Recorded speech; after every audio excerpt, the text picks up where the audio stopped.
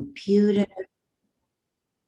Okay, so tonight we're looking at the Book of Listening by Jean Klein. And I'm going to skip around. 371. Okay.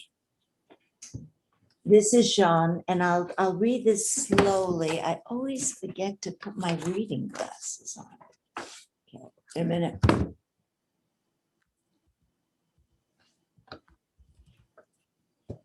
When you knowingly say, I am not the body, senses, and mind, because these do not exist on their own, they need consciousness to be known. You become integrated. It gives you enormous distance. Then you perceive and live with the surroundings free from psychological involvement. You see facts as they are, free from bad and good. This is whole seeing, global seeing. You know when you are psychologically involved in daily life, but here there is no interpretation. There is only seeing facts as they are. It is important to see how this way of living, this way of seeing, this way of touching acts on you and how you feel. Then you have a functional relation with your surroundings, also aesthetic and ethical. You see the truth, you see the beauty, you see the functional. Our seeing mainly refers to the ego. You do not see the situation in its verite. When you are appropriate to the situation, then you observe what is aesthetic, ethical, and functional. It belongs to you, but this doesn't mean it is appropriated to your ego. You are taken by the seeing. One can say it is not you who sees it, it is seeing who sees it. The questioner says, the seeing tells you how to act appropriately. Jean, yes. You don't have to think it up. Yes. Is that what you mean by choiceless living? Yes. It is free from tension. It is functional being.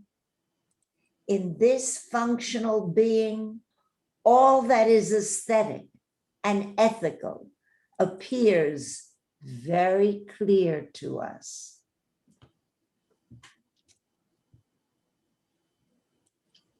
Before I move on to the next, is there anything that you wanted to look at here or hear again? No? Okay. Okay, now we're going to go to 178. Just a minute.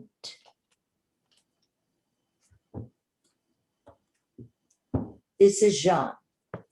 When you are free from psychological survival, you are also free from psychological memory.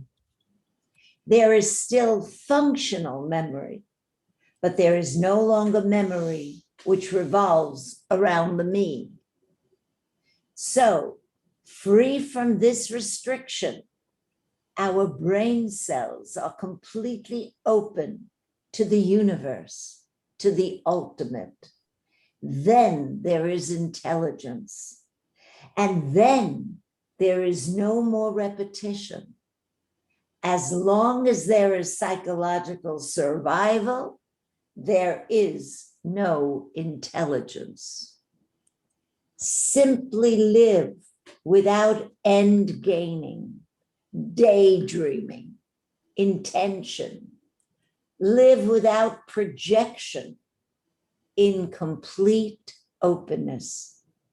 This openness is not an object. It is nowhere.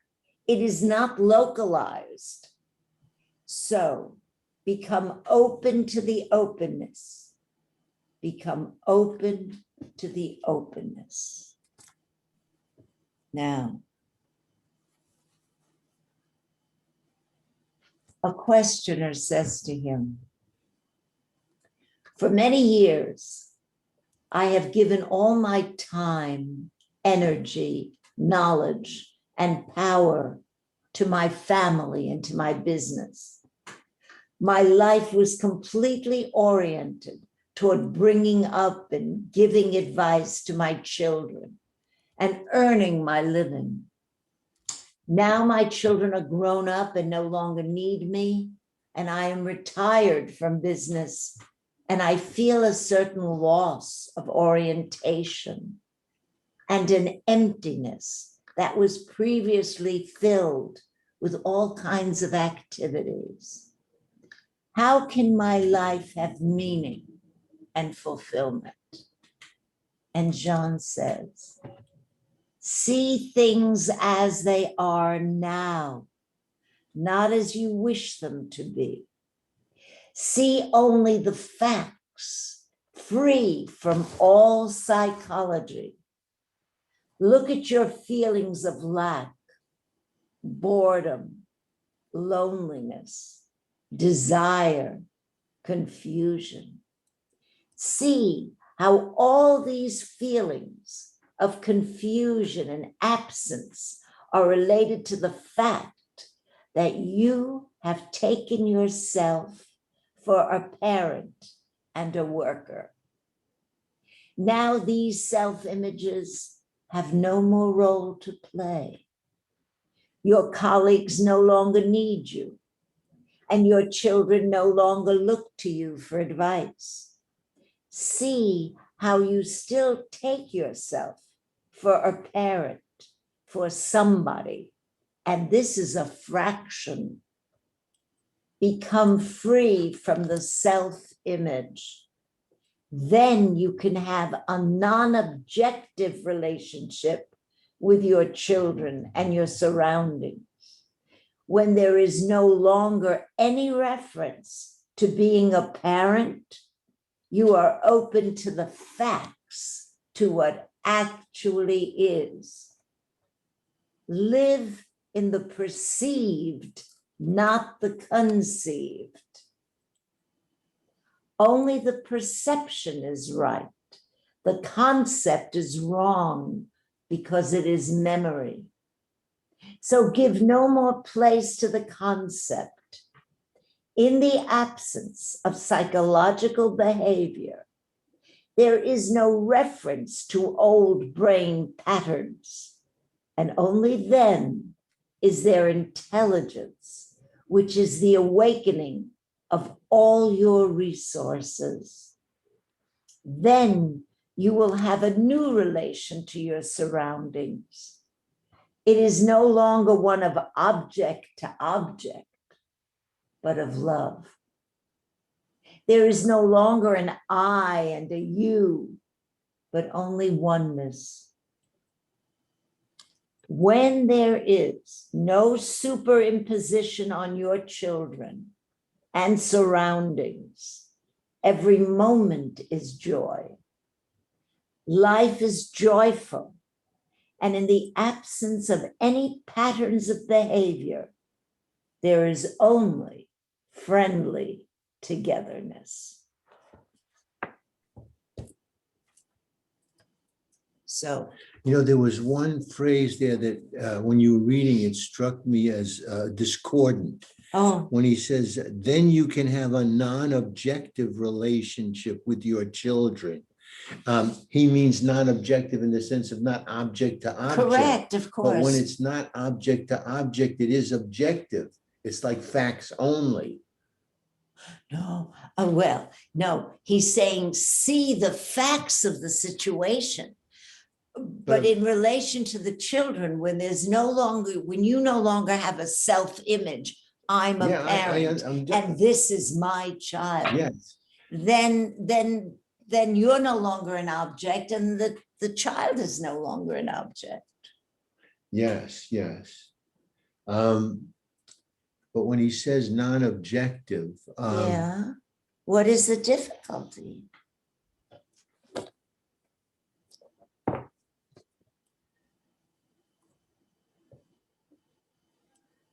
Oh. Oh, wait. Oh, dear. I thought I shut it. Okay. Thought I should. I think when we talk about having an objective view of something, then yes. it means that we're actually looking at the facts. Right, that's what I was getting So, at. so it's a little ambiguous in terms of the word, because I think what you said is true also, Evelyn, and I think Paul understands that.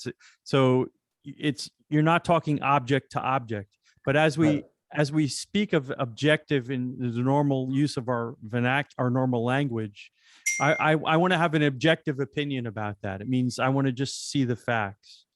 Right. So I think that's the thing that's a little. But I thought that was a wonderful response. It was a beautiful response. Yeah, beautiful. Yeah. And it's so funny. I was talking to a gentleman this week who is newly retired, and we just said the same things. Who am I now? You know, I used to have this position, and people looked at me a certain way, and I was secure in that. And now he's like, you know, what significance do I have? Yeah. Very interesting. Well, that's just such a clear example of how we so strongly identify with this image that we've created about ourselves. Right. You know, I'm a teacher, or I'm a therapist, or I'm a bookkeeper, whatever it is right. The word he used was, what relevance do I have? Yes. I'm no longer relevant. Wow. Yeah. Yes. Which can be quite depressing. Well, that's why many people get depressed when they suddenly retire, and then they retire with the self-image that they worked with. Mm-hmm. And then you wonder, well, then what am I? Who am I? And what Mm-hmm. relevance do I have? But that would be a good time for investigation. Mm-hmm. Mm-hmm. Another point perhaps is that our conditioning is such that as things occur, they run through the eye and then they're translated into words, and it's really impossible. It's really difficult to have something happen and just let it go without translating it. Gee, that was good, that was bad, I wonder what this. So the minute you get into the dialogue, you're into the me. Yes. And you may be not seeing what is. You're not necessarily in the moment when you're doing that. Right. And I think that's, but I think that Jean Klein, that's beautiful what he's saying. But if somebody doesn't have some kind of an understanding of how this process works, I mean, it's like reading a Bible in a sense. You have to be a good boy and not do sin and all the rest of it. But you know, these are platitudes, and you've got to somehow you've got to be able to penetrate beyond the eye to get to the point where you really understand where this stuff is coming from. It's coming from the me. The me is interpreting what the objective is and what the objective isn't, and it's not seeing it necessarily as it is. That's right. Everything gets filtered through an image that I have of myself, Right, or of another person. well, so until a person is willing to accept that, you know, and it's like it took me a long time to eventually concede that I can't explain what this present awareness is. I can't really put it into words, and I don't see anyone else doing a fantastic job of it. But I've accepted that that's what it is. That's what I am. That ultimately, when I get rid of this thing that I've come to understand is me, is Hugo, which is nothing more but thoughts about what Hugo is. I finally just, I guess, by negative thinking, I mean, you let go of all the things that you're not, and what are you left with? And so I've come to accept it. And in the acceptance that my capital S, or however you want to describe self, is this present awareness, this universal something that's there from beginning. It's no beginning, no end. It's always there all the time. It doesn't judge. It illuminates. And then I quite frankly, I don't see how anyone can really make a tremendous amount of sense until he gets to that point or has an understanding of it. Mhm. Yeah, well, we're all fumbling around in the dark until some clarity comes in that regard. No, well, it's one thing to be in the dark, never having heard of duality or Buddhism or one thing and another, but it's another thing, to be in the dark, but have this huge reference of pointers that, Mhm. I mean, you start reading Wheeler and you start reading some of these other guys, and eventually something happens. But so tragically, so few people ever get to that point. I mean, you start talking to people about Buddhism, they kind of look at you and, so you can't talk about Buddhism. You just talk about you got problems, and then maybe you can have a dialogue. Yeah. Seems to me that the questioner is having some issues of death. That there's the death of being a parent, the death of being an esteemed businessman, Right. and Mhm. what he's grappling with is this death, I would say, and maybe in preparation for the body. The body one day will die as well. Mhm. Mhm. Yeah. Or he's created an image of himself, of what he is, and unfortunately, the image is whatever the thought is at that moment in your head. So it's not something that you are. And living a life of through that image of the self or the me and so on and so forth, it can get you day by day into some kind of conflict, because when the situation changes, you're no longer in your office, you're no longer sitting at the grandiose desk, you don't have the secretary to get your coffee or somebody to take your dictation or whatever it is. You've got push buttons and you can make people do stuff. All of a sudden you're sitting home and damn it, the TV signal is bad. Now what do I do? And Mm, so yeah. questions come up that you can't really, that the image that you've created all your life will have an answer for, that will satisfy. Yes. So, yeah. So clearly it's about loss, and you could say death, loss, and it's about letting go. Being able to, first you'd have to be able to see that I carry this image about myself as this parent who's so much needed by his or her children, by this executive that's been so successful and needed by my colleagues, and the realization that I have to let go of all that. And yes, Bill, maybe you're right.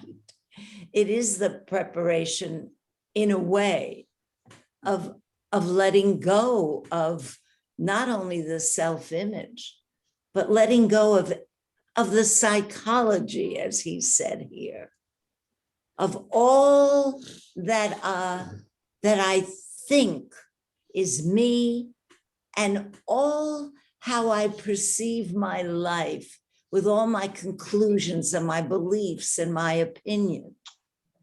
Well, David Karst, when he was in the jungle, didn't he expressed that as a version of death for him.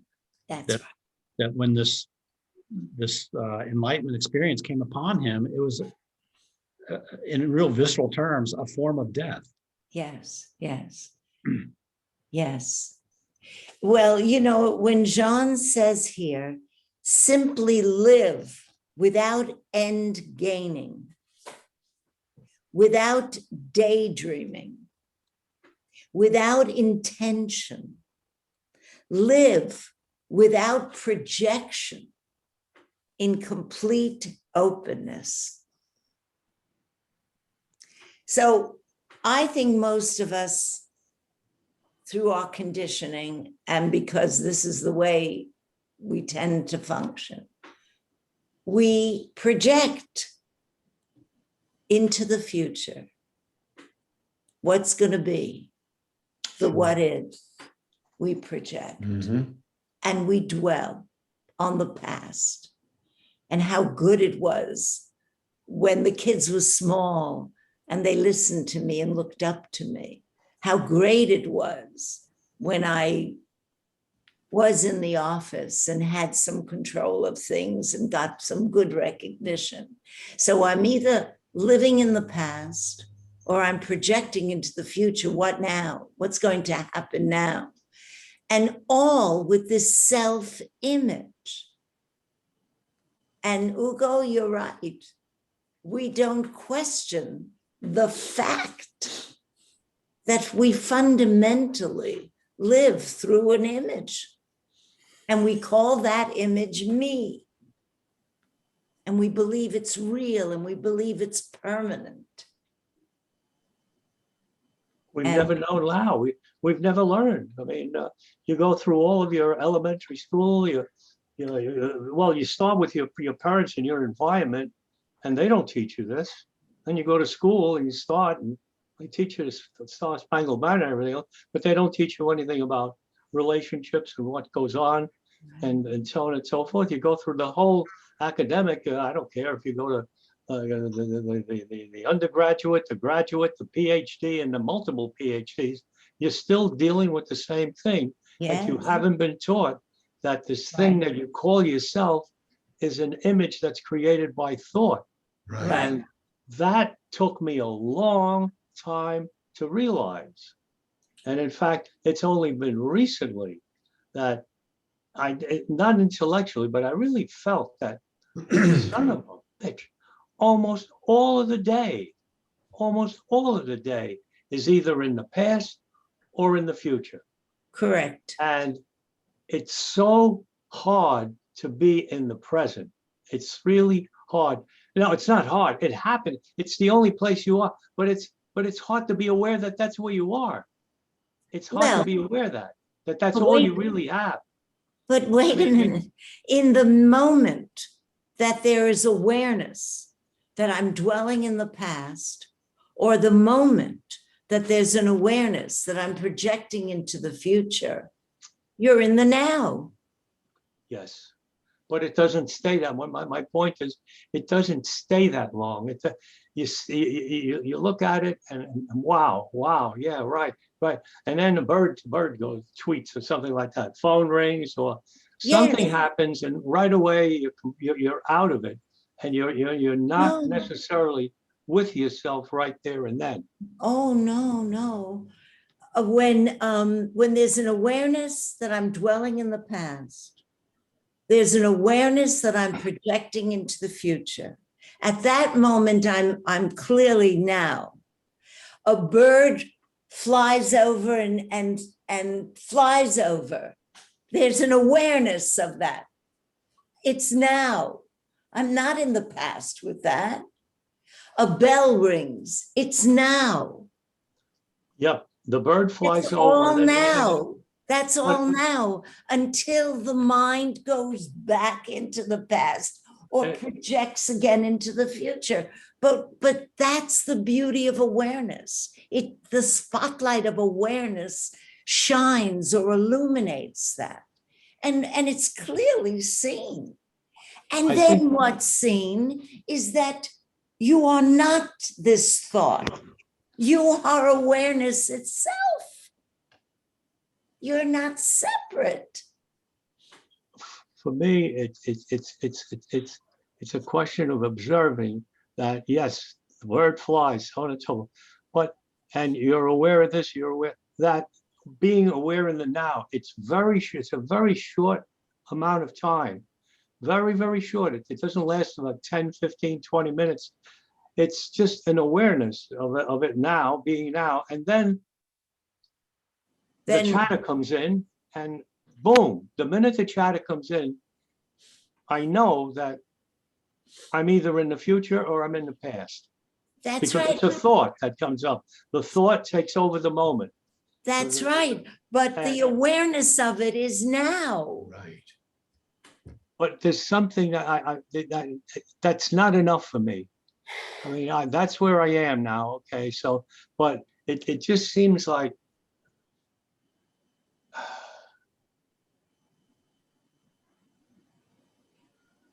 if only I can get to a point where I can extend that being in openness that you talk about.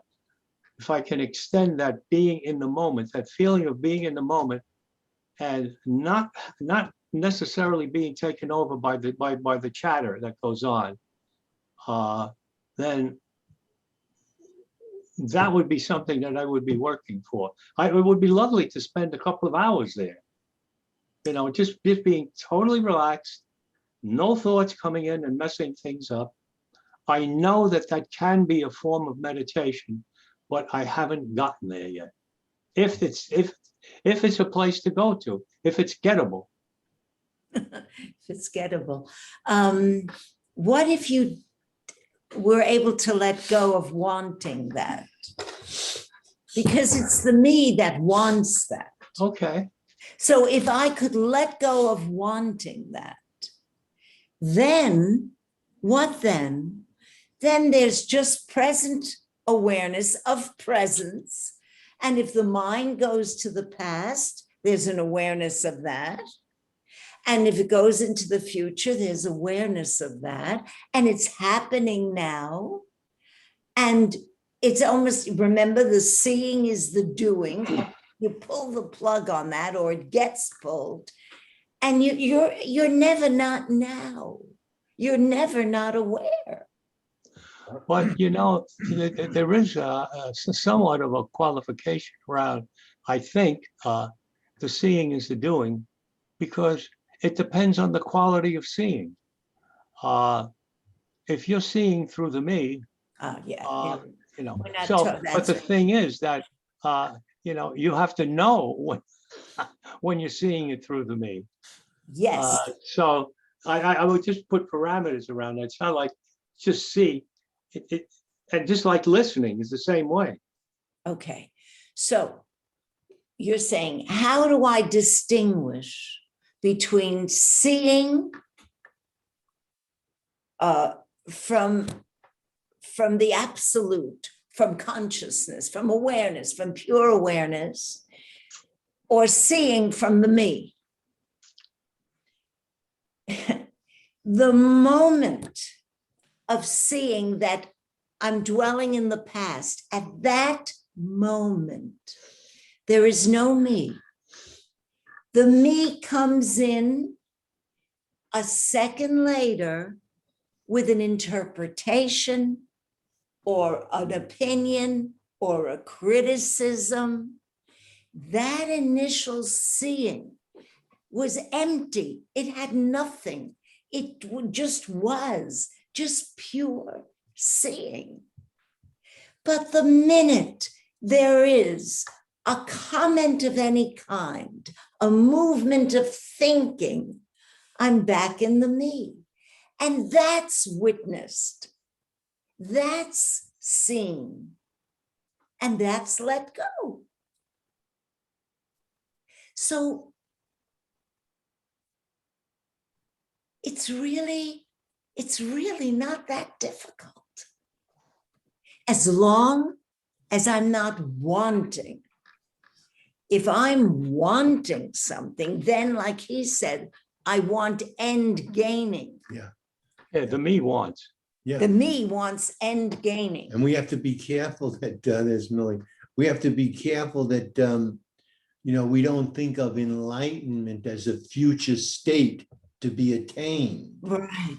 That takes you down another rabbit hole. It's being moment to moment, as you just described, being moment by moment, aware of what's going on. When you see that you're in the past dwelling on something, or you're projecting into the future. So, all right, that's what arose. That's what came up Mhm. in awareness. And it's awareness that sees it. Now, the me wants to jump in and make comments about it, but then awareness sees the me jumping in, making comments about it. And the plug gets pulled from it. We're always in the now. We're always in awareness. We are awareness. Mhm. We are awareness. It's the only place we ever are is in the present. It's in the now. That's right. That's right. That to me, that when I finally felt it, not just thought about it, that was shattering. I mean, it really is, because just for a moment, just go back and look at your day and see how much of it you spent in the now, and not much time is spent there. So you, in a sense, you're wasting your time. Well, that's how it unfolded. That's how it unfolded. Could you read Yeah. that passage again where he, Which one? where he answers the question? Okay. The two paragraphs? Yeah, when the guy said, what should I do? Okay. See things as they are now. No, what was the question first? Well, the question, the guy says, I feel a loss of orientation and emptiness Okay. that was filled with all kinds of activities. Mhm. So there was all kinds of distractions. And suddenly the distractions are taken away. I'm retired. I have no more job. My children are grown. They don't need me anymore. Okay. And I have no more distractions. And I'm floundering. And my life has no meaning, he says. He's facing the abyss. Yes, so Jean says, see things as they are now, not as you wish them to Right. be. See only the facts, free from all psychology. That means free from the me. Mhm.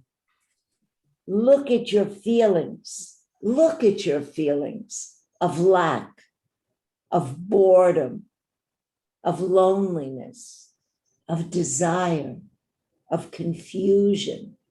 See how all these feelings of confusion and absence are related to the fact that you have taken yourself for a parent and a worker, a self-image. Now, these self-images have no more role to play. Your colleagues no longer need you, and your children no longer look to you for advice. See how you still take yourself for a parent, for somebody, and this is a fraction. Become free from the self-image. Then you can have a non-objective relationship with your children and your surroundings. So there's the non-objective, meaning not object to object. Right. When there is I would no, prefer that he would have said, then you can have an impersonal. yes, you're right. Mhm. Then you can have with your children and your surroundings. When there is no longer any reference to being a parent, you are open to the facts of what actually is. So without a self-image, which is the me, then you're open to actually what is. Live in the perceived, not in the conceived. Only the perception is right. The concept is wrong because it is memory. So give no more place to the concept. In the absence of psychological behavior, there is no reference to old brain patterns. And only then is there intelligence, which is the awakening of all your resources. Then you will have a new relation to your surroundings. It is no longer a you. There is no longer an I and a you, but only oneness. When there is no superimposition on your children and your surroundings, every moment is joy. Life is joyful. And in the absence of any patterns of behavior, there is only friendly togetherness.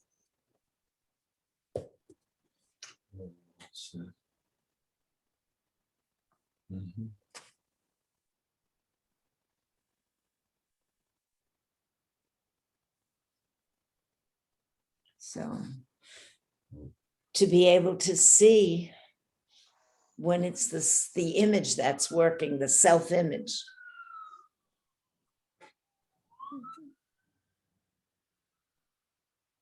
And that's usually either in the past or in the future, projecting itself or dwelling.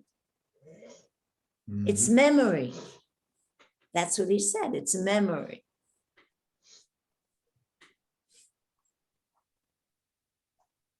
And in the other little quotes that I read, he was talking about functional seeing.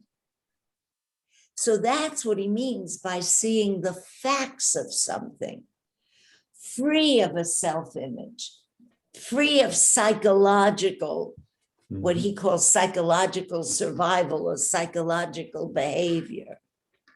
Functional seeing, seeing the facts of a situation, and then having clarity and then knowing what to do. But if I see the situation from the image of myself as a parent, and then feel hurt by what my child said to me or didn't say to me or did for me or didn't do for me, then I'm not seeing the facts of this situation. I'm only seeing it through the image I have of myself and the image I have of him. And then there is no functional seeing.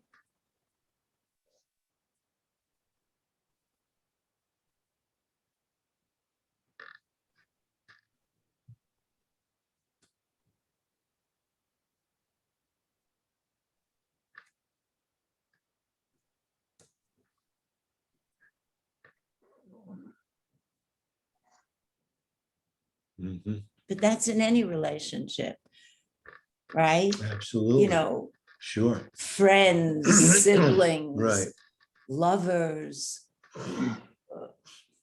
colleagues, in any relationship. It's the images that get in the way. Right. From functional seeing. Right.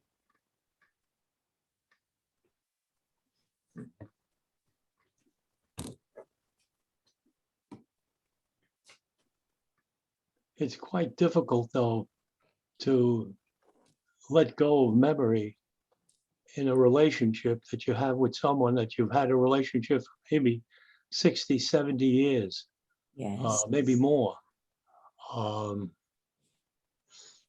I've watched it at times, and there are certain areas or words or whatever you want to call, however you want to describe it, that trigger almost an immediate response. Right.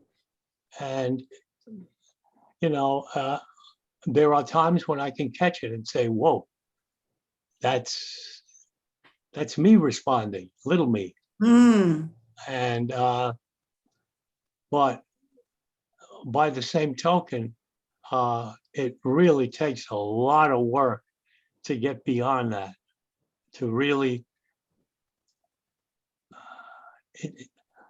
it's hard to forget some of the things I used to do with this guy when we were kids playing in Central Park. You know, I mean, it's hard to forget. Don't, Hugo, don't try so hard to get beyond it. Just try to be aware in the moment when it comes up. Absolutely. That's the work. Mm-hmm. That's That's it. the work. It's tough for me. Mm-hmm. Well, yeah, when you've had a relationship, a long-term relationship, and images certainly have developed and have taken hold. So there's a lot of accumulation of hurts and disappointments that didn't get worked out. Right. Well, it's almost like a defense mechanism at some point. In certain situations, you know what the response is going to be, and you know it's going to be hurtful. Now, there might be some instances where you're going to be disappointed. You're not hurt, but the memory serves to say that 95 times out of 100 in that instance, it's going to be hurtful. And Yeah. that's work for me to be able to see that and then let go of it. You know, just try not to let those memories come up and interfere. And when I do it, when the memories do come up, you know, you just got to let go of them. Yes, of course. Because Of you don't course. control your thoughts. I mean, these thoughts come up. Yes, And, yes. you know, you You have to go use on, that awareness to be aware of it. you go on automatic, yes. Yep. And Yep. the thoughts come up automatic. Yep. And Yep. there's anger, there's hurt, there's rage. Then, though, that's an opportunity to see what the reaction is from in here. Then it's the turning inward, because that's really the whole picture. Not only what he said to me or what she did to me, but the reaction from in here to what happened just now. That's the whole picture. And to be able to see that. Well, the other thing that I see is that where the upset comes is that I'm not accepting it the way it is. I want to change it. I don't want it to be that way. Yeah. And that's, I find that in almost all the cases where I'm upset, I'm angry, whatever, I'm feeling anxiety or anything, I'm catching myself not accepting what is, wanting to change it. I don't like it this way. I want it to be blue. I don't like red. Right. Well, it's red. Well, that's the self-identified agenda. Right. And living freely or living naturally, as he was trying to describe, is not having that agenda, living open to whatever presents itself. Right. It's the resisting the what is. Yep. In the little moments of life that cause all the stress and tension, whether you're online at the post office or stuck behind a 16-wheeler or Yes. or you know, trying to get a live person on the phone, whatever it is, it's being able to meet those moments without the personal agenda. Those are opportunities for going past myself, so to speak. And when you're not doing that, then there's awareness that there's resistance. Exactly. Then there's awareness of resistance. And as soon as you see that, the plug gets pulled on it. Now it may come back the next moment, but the minute it's seen, you're out of it. Otherwise you wouldn't have seen it.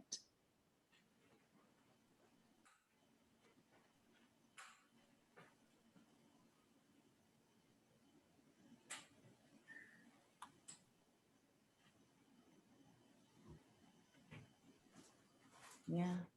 Letting go and accepting the what is.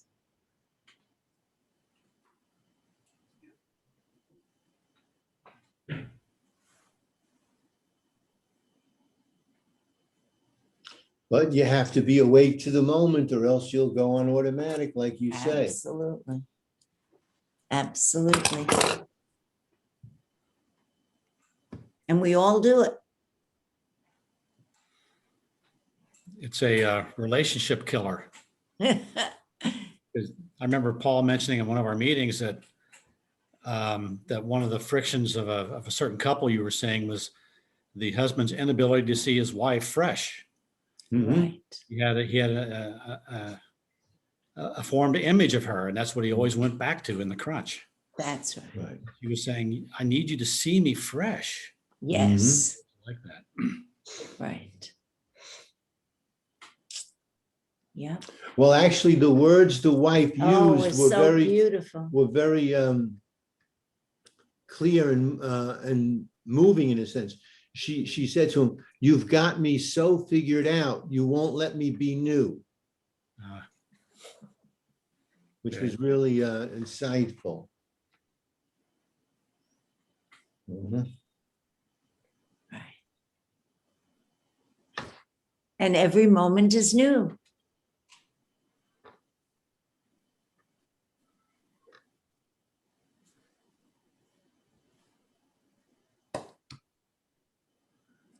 Yeah. Okay, well, we're going to stop for tonight. I think we're going to meet in 2 weeks, right? Oh, I'm not sure. Oh. I'll send out notices. It'll either be next week or 2 weeks, but I will let everyone know. Great. Okay, have a good week. Thank you. Thank you. too. Thank Bye-bye. you. Thank Good you. night. Good night. Bye-bye. Thank you. Thank you.